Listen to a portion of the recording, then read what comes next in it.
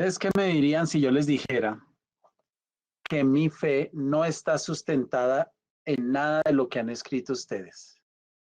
En nada. Mi fe, la mía. Ustedes ya escribieron en qué está sustentada la fe de cada uno de ustedes. Mi fe no está sustentada en la palabra, ni en sus promesas.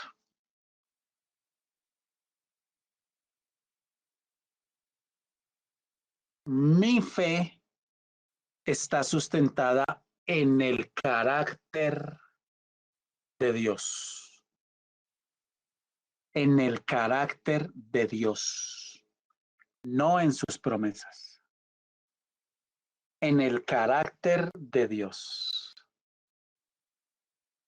¿Por qué a la gente le cuesta trabajo mantener su fe y crecer en ella? Porque a la gente le cuesta trabajo creer lo que dice la palabra. La respuesta es sencilla. Creen la palabra, creen las promesas, pero no creen en el carácter del que escribió su palabra y del que hizo las promesas. Si yo creo en el carácter de Cristo, lo que estoy diciendo es, yo sé quién es el que prometió. Por eso mi fe no está sustentada ni en la palabra, ni en las promesas, sino en el carácter de Cristo. Es que yo sé quién prometió. Y el que prometió es el que promete y no miente. Que no es hijo de hombre para que mienta, ni para que se arrepienta.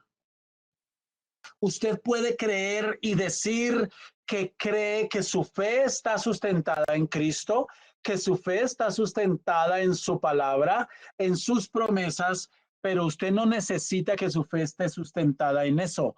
Usted lo que necesita es que su fe esté sustentada en el carácter de Dios, en su carácter, en su carácter.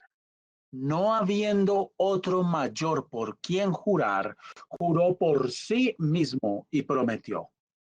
Cuando dice su palabra, sus promesas son en el sí y en el amén, está hablando de qué? De carácter. Carácter. Su carácter. Cuando a usted alguien le dice algo y usted dice, no, si esa persona se lo dijo, póngale la firma. Usted no está confiando en lo que dijo, está confiando en el carácter de quien lo dijo. Por eso la fe suya y la fe mía no debe estar sustentada en la palabra, no debe estar sustentada en las promesas, debe estar sustentada en el carácter. Él es fiel. ¿Lo ve? Tito, probablemente escrita entre el año 64 y el año 66 después de Cristo. El autor, el apóstol Pablo. El propósito del apóstol Pablo al escribirle a Tito fue triple.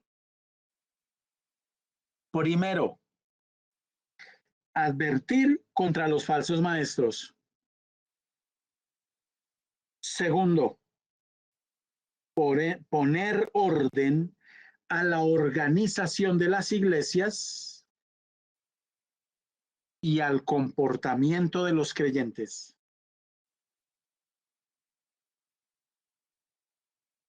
Y tercero, animar a Tito a proclamar el mensaje de la sana doctrina. Esta carta, que es una carta breve, es considerada una de las epístolas pastorales. Pastorales. ¿Por qué, pastor? Las epístolas pastorales son pastorales porque tratan principalmente el tema del cuidado pastoral, la supervisión y la organización de la iglesia.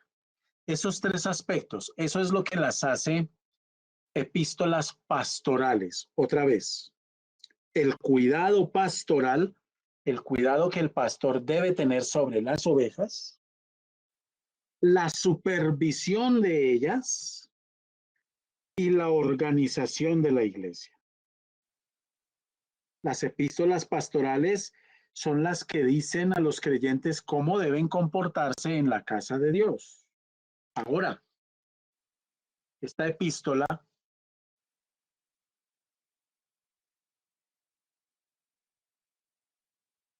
tiene varias características importantísimas. La primera es esa, que es una epístola pastoral. Y es pastoral porque tiene estos tres objetivos: cuidado pastoral, la supervisión de las ovejas y la organización de la iglesia. Supervisión tiene que ver con involucramiento de sus vidas, con decirle a la gente cómo comportarse, exhortar, etc. Esa es la primera característica. La segunda característica de esta carta de Tito es que es una epístola personal. Hay epístolas universales, ¿se acuerdan? Dirigidas no a una iglesia en específico, sino a todas las iglesias. Pero históricamente esta carta es dirigida a una persona, Tito, a un discípulo joven que fue amado por Pablo como hijo, llena de sentimientos cálidos, afectivos, enfocada a ayudar a Tito a tener una conducta correcta y adecuada. También, en tercer lugar, en primer lugar dijimos que es una carta pastoral, una epístola o carta pastoral. En segundo lugar, dijimos que es una epístola personal. En tercer lugar, es una epístola eclesiástica. Eclesiástica. ¿Por qué? Fue escrita para responder preguntas acerca de la organización de la iglesia, acerca de la pureza doctrinal y la conducta personal.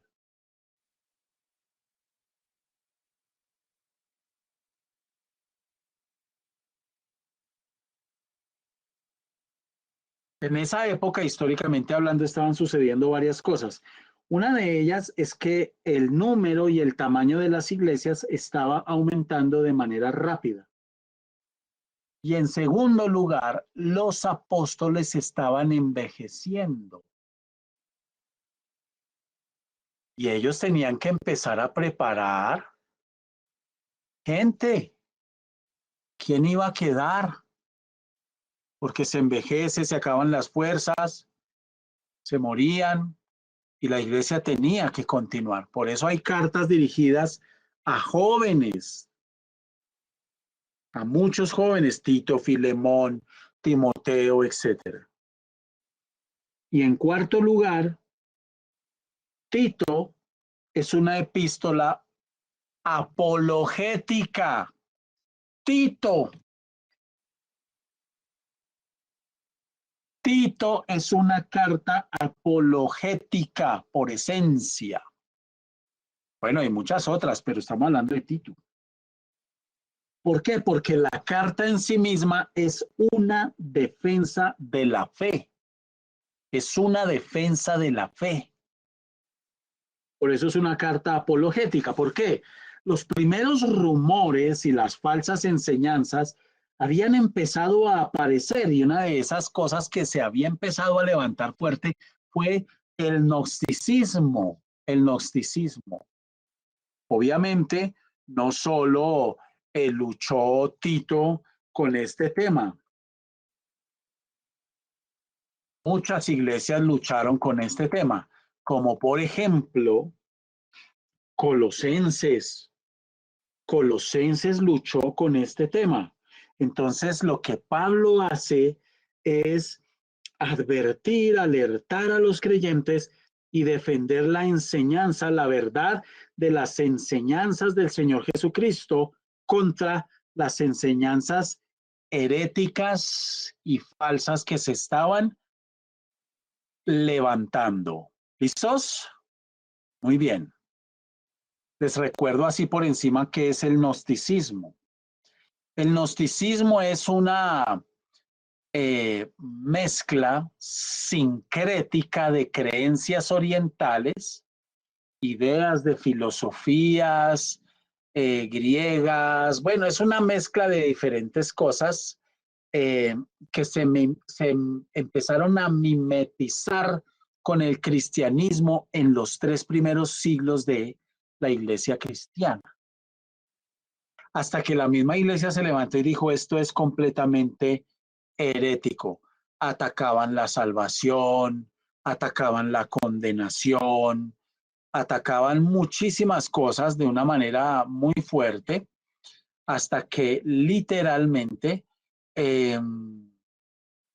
la iglesia hizo diferencia y los gnósticos ya fueron declarados como herejes por la iglesia. Fíjense que la referencia que hacemos a esta carta es muy breve. Es muy breve. Entonces, el apóstol Pablo escribe estas cartas cuando está de viaje y literalmente el apóstol Pablo le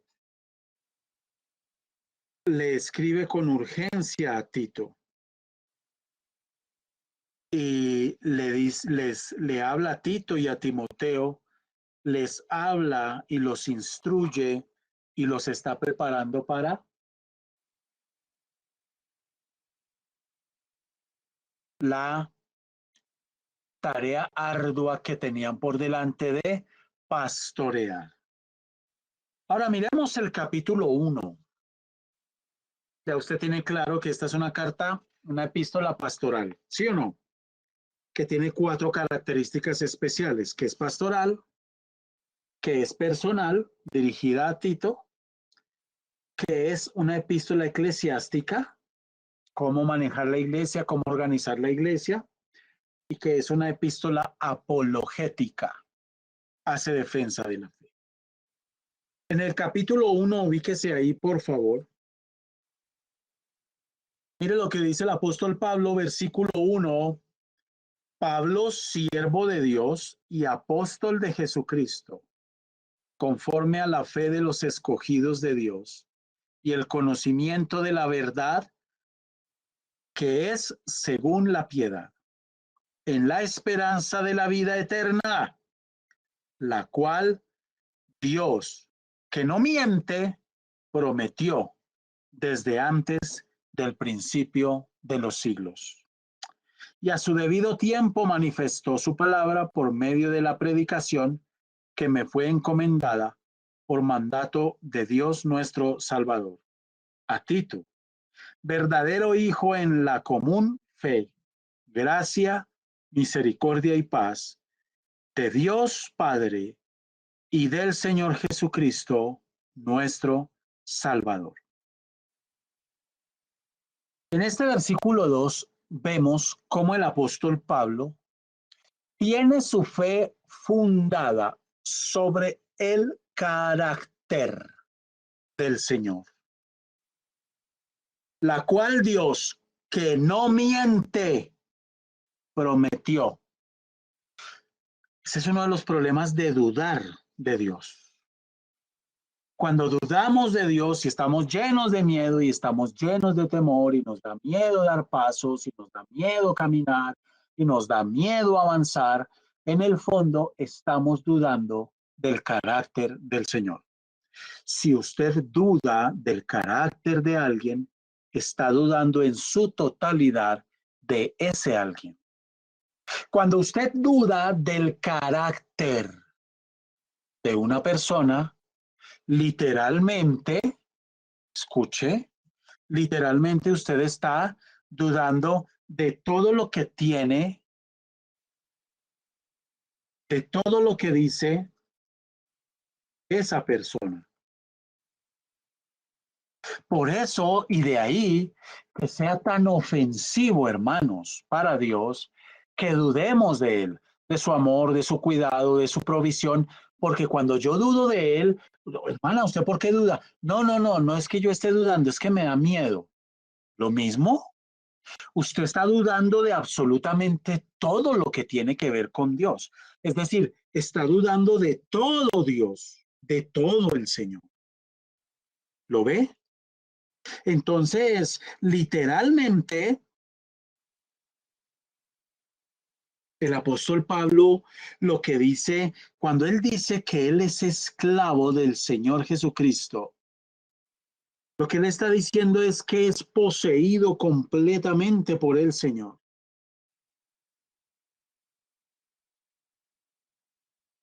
Que su voluntad le pertenecía totalmente.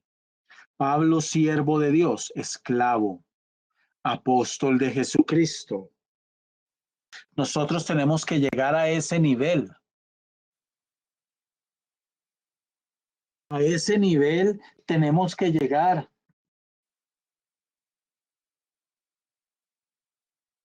A que toda nuestra voluntad sea de Él. Nuestra vida sea de Él. Lo que somos, lo que tenemos, lo que soñamos, lo que hablamos, lo que pensamos, lo que hacemos, lo que obedecemos, todo sea de Él. Sea de Dios. Entonces seremos siervos. Entonces seremos siervos genuinos. Entonces seremos doulos esclavos del Señor.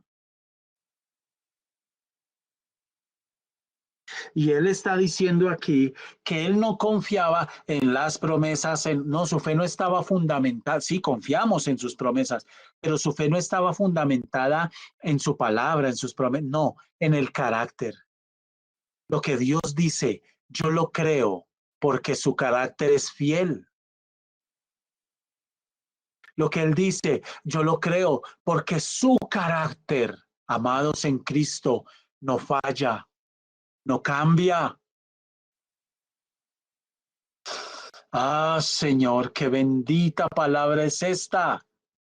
Si usted está dudando, si usted está estresado, si usted está lleno de miedo, si usted está lleno de temor, escuche el carácter.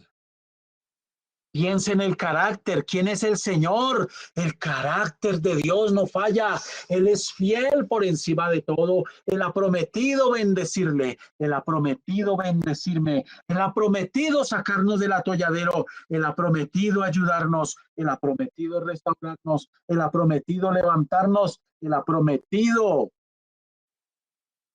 cumplir su obra en nosotros. Ningún padre, ninguna madre, ningún hijo tienen por qué temer. Ninguno que sea hijo de Dios tienen por qué temer, porque Él es fiel. Estamos hablando de qué? De su carácter.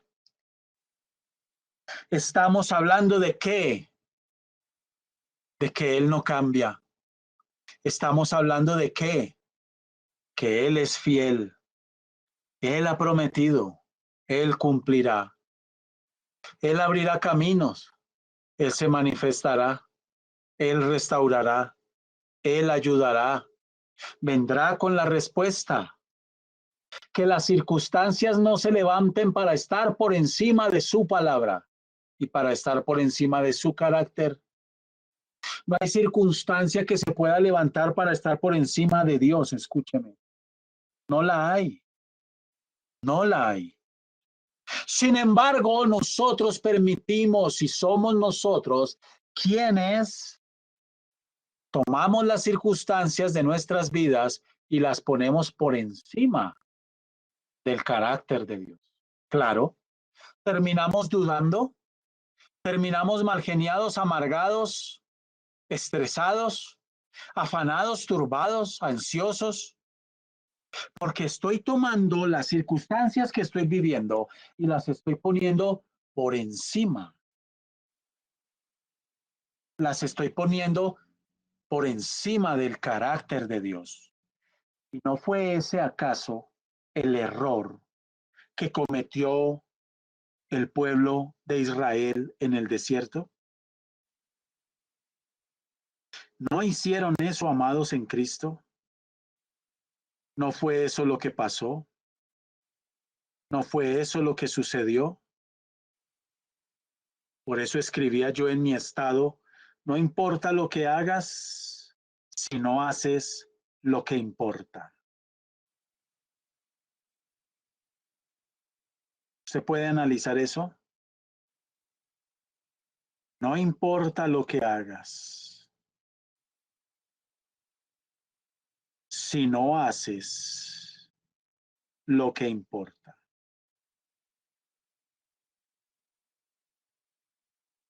No importa la oración, el ayuno, no importa, escuché, no importa tantas cosas, amados en Cristo, que podamos hacer a diario, si no hacemos lo que importa.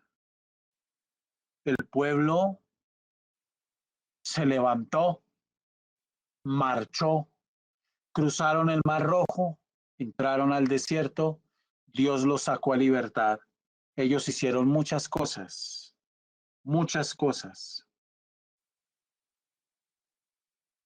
Y no importó lo que hicieron, porque no hicieron lo que importaba, creer en su carácter. Ellos nunca lograron creer en el carácter de Dios. Estaban viendo el maná, estaban viendo la peña de la que brotaba agua, pero nunca pudieron, quisieron creer en el carácter del Señor. Por eso, hoy meditando en su palabra, también pensaba en cómo el Señor nos cuida paternalmente. Paternalmente nos ama, aun conociendo nuestras debilidades, con ternura. Su mano sustenta nuestras almas cada día y nos libra del lazo del cazador. Paternalmente el Señor se le manifiesta a usted y se manifiesta a mí. Paternalmente el Señor nos sustenta. Somos nosotros quienes dudamos de su carácter. Hay gente que dice que ama a Dios, pero no lo honran porque no creen conocer, tienen información, pero no conocen su carácter. Su carácter. Dios no miente. Él no miente. Nosotros recibimos un reino inconmovible que debemos tener gratitud. Gratitud a Dios. Agradándole con temor y reverencia. Lo dice Hebreos 12:28. Mas a Jehová, vuestro Dios, serviréis. Y él bendecirá tu pan y tus aguas. Y yo quitaré toda enfermedad de en medio de ti. Mis amados, ¿qué nos pide el Señor? Sino que temamos a Él. que andemos en sus caminos, que lo amemos, que le sirvamos con todo el corazón, con toda nuestra alma. Esto está en Deuteronomio 10:12. ¿Qué quiere el Señor? Que le sirvamos con temor y que nos alegremos con temblor. Salmo 2:11. ¿Qué quiere el Señor? Que le sirvamos con alegría, que vengamos delante de su presencia con regocijo, como lo vamos a hacer en esta vigilia que viene. Que le demos el primer lugar, que neguemos la carne, que nos esforcemos, mis amados hermanos, que su fe y la mía estén sustentadas en el carácter del Señor, en el carácter del que es fiel. Ese es el carácter de Dios, es fiel. Ese es el carácter del Señor, promete y no falla, promete y no cambia, no varía, no hay sombra de variación. En lo que Dios le ha prometido, en lo que Dios le ha hablado, aférrese y espérelo con renovada esperanza, sin preguntarse, ¿pero cuándo? No, todo en el tiempo de Dios, porque los tiempos y las sazones, los cuándos y los cómos, solo le pertenecen al Señor. Padre, que nuestra fe esté fundada, claro, en tu palabra, en tus promesas, pero fundamentalmente en quien tú eres, tu carácter, porque tú eres fiel. A ti te amamos, a ti te damos gracias, a ti te damos honra, a ti te damos gloria, a ti te pedimos, bendito Dios del cielo, que nos ayudes. A ti te pedimos, bendito Padre Celestial, que nos guíes. A ti te pedimos, bendito Señor de la gloria, que nos llenes con tu presencia. Que tu misericordia sea sobre nuestras vidas. ¿Cuántos dicen amén? Que tu misericordia sea sobre mi vida y sobre la vida de cada uno de mis hermanos. Hoy queremos decirte que confiamos en tu carácter, en ese carácter fiel, amoroso, en ese carácter paternal que nos ayuda a entender, a comprender, a obedecer, a santificarnos cada día más. En el nombre poderoso de Cristo, en medio de la dificultad que podamos estar viviendo hoy, recordamos tu carácter. ¿Quién eres tú? Que tú eres fiel a pesar de que somos infieles. En el nombre poderoso de Cristo, gracias, bendito Señor de la gloria. Fortalece la iglesia, fortalece embajadores, fortalece a cada creyente, a cada hombre, a cada mujer, en el nombre poderoso de Cristo, para que podamos confiar en ti, depender de ti cada día, del que sustenta nuestras almas, del que nos dio aliento de vida, un soplo maravilloso de vida. Un día tú lo vas a tomar de nuevo para ti y tendremos que partir a una eternidad confiados de que vamos a una eternidad contigo. Bendito Señor de la gloria, cuando llegue el momento de partir a una eternidad contigo, Señor, que vayamos contigo, Jesús, para estar por siempre unidos, unánimes. Queremos ver tu rostro cara a cara. Queremos ver tu rostro, bendito Dios del cielo. Pero mientras llega ese momento, mientras llega esa hora de ese llamado o que tú vengas por tu iglesia, Señor, queremos vivir en esta tierra creyendo, no a las circunstancias, sino creyendo en tu carácter, en tu amor, en tu perdón, en tu fidelidad. Gracias, bendito Señor. Te amamos, te adoramos, te exaltamos, te bendecimos en esta hora. En el nombre de Jesús. Amén y amén.